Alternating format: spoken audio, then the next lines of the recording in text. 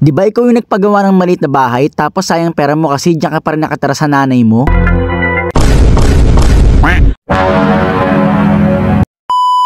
Isang umaga, papakita ko pala sa inyo na itong bahay ko ay katabi lang naman kasi ng bahay nila mama. Pero syempre, dito pa rin naman ako nakatira sa bahay ko. Madalas nyo lang ako nakikita sa bahay nila mama. Kasi nga mag-isa lang naman ako dito sa bahay ko at wala akong kasama. Problema ko lang di kasi sa bahay ko ay wala akong kasama matulog. Madalas pa naman akong nananaginip. Dahil nga sa hindi natatauhan tong kwarto ko. Puro alikabok na at sapot na ng gagamba. Sinubukan ko magulis dito sa kwarto ko. Kaso nahihirapan ako kasi hindi ko makuha yung mga dumi. Kaya promise ko ngayon 2024, papaka-matured na ako. Dahil 22 na ako, tumatanda na ako. Kailangan na ginagastos ko ay sa mga makabuluhang bagay lang. Tulad ng mga simpleng bagay dito sa bahay. Umorder nga pala ako nitong Dirma vacuum cleaner. Masyado kasi mahirap gumamit ang walis tsaka ng tambo. Meron din nga din pala itong kasama extra brush, isang flat nozzle tsaka isang round brush. At syempre pinakagagamitin natin itong floor brush. Sobrang ganda nga ng kulay na dumating sa akin. Parang aesthetic at tsaka minimalist. Meron nga din pala itong manual tsaka warranty kung sakaling bibili kayo nito. Hindi rin pala kayo mangangamba kung gaano ba kalayo ang abot itong vacuum cleaner na to. Sobrang haba kasi na extension niya. Nagpak ko na nga itong vacuum cleaner para masubukan. At hindi naman sa pag-exaggerate. Sa isang daanan lang. Tagang nasa idagad ang alikabok at mga dumi. Walang naiiwan, pasok lahat sa loob ng vacuum. Medyo nagtataka nga ako. Hindi na nga masyado natatauhan tong bahay ko. Pero nagkakaroon pa rin ng kalat. Siguro yung white lady o yung batang multo nagkakalat dito sa bahay ko. Charot, uy, walang ganun. Mas convenient talagang gumamit ng vacuum sa loob ng bahay. Kapag kasi walis tambo at pandakot ng gamit ko. Medyo madami-dami pa rin naiiwan. Kung sasaidin ko naman ay abutan ako ng siyam-siyam. Sobrang bait at sobrang sipag ko. Imbis na kwarto lang, dinamay ko na rin kusina at saka sala na paglilinis. Pinuksan ko nga din bintana ko para babasok yung liwanag at hangin. Kaso bigla na lang ako nagulat sa nakita ko. Pinamahayan ng dumi at ng alikabok ito sliding window ko. Kaya naman yung floor brush, pinalitan ko nitong flat nozzle. Ito naman kasi gagamitin natin para sa mga sulok-sulok. Siyempre, una kong hinigop yung nasa dingding. Pagkatapos ito namang sulok-sulok ng bintana ko. Sobrang lakas makahigop ito, pati kaluluwa makahigupin. Lahat ng mga kapitbahay namin, ako lang yung may ganito. Tinatanungan nila ako saan daw ako bumili. Sobrang galing yung bintana ko, parang bago ulit. Walang bakas na kahit anong klaseng alikabok. Sunod ko naman gagamitin itong round brush. Gagamitin ko to sa sofa namin. Yung mga bata kasi at mga pamangkin ko. Pagpapasok dito sa bahay ko, ang dudumi ng mga paa tapos nagtatalunan sila dito sa sofa ko. Bagong laba lang to, sobrang dami agad buhangin sa mga sulok-sulok. Marunong lang akong maglinis ng bahay ko. Tingin niyo ba pwede na ako mag-asawa? Charot! Bago nga pala ako mag-asawa, kailangan si Boy Ubo muna ako mag-asawa. Kasi kahit kailan na girlfriend si Bert ba, ang tito ko na si Boy Ubo. Ito na nga pala lahat ng kalat na nakuha ko. Washable naman tong filter nila. Kaya naman pagkahugas at pagkalinis mo, pwede ulit gamitin. Pang matagalan mo talaga itong magagamit. Nakagandahan pa pagkatapos mong gamitin. Pero siya sabitan na extension para hindi magbuhol-buhol. Pagkatapos mong gamitin, kahit isandal mo na lang siya, ay okay na. Tumatayo rin naman siya mag-isa. Ito na nga pala kinalabasan na paglilinis ko ng bahay. Lalabas hanggang kwarto. Linis na isang pirasong buhok, wala akong makita sa sahig. Pagkatapos ko maglinis, sakto, meron pang natirang ulam. Pinataang hipon na may ampalaya at saka talo. Buti nga at meron pang tira. Dahil nga siya nagda-diet ako, nagpa-fasting rin ako. Hindi ako kumakain ng umagahan. Alas 12 na ang start ng kain ko. At bawas na rin ang kain ko. 1 cup of rice na lang kinakain ko. Isang prutas na saging para sa potassium. Mag-uulam ako ng hipon pero mas lamang ang gulay. May tirang ulam na CDO burger ng kapatid ko noong umaga. Kakainin ko na rin to, total kalahati na lang din naman. Siyempre isang nilagang itlog para sa ating protein. Simula January 1 nung nag-diet ako, 65 kilograms nga pala ako. Pero ngayong February 2, nagre-range na lang ako ng 61 to 62 kilo. Hindi ako nag-workout pero nag-walking ako everyday.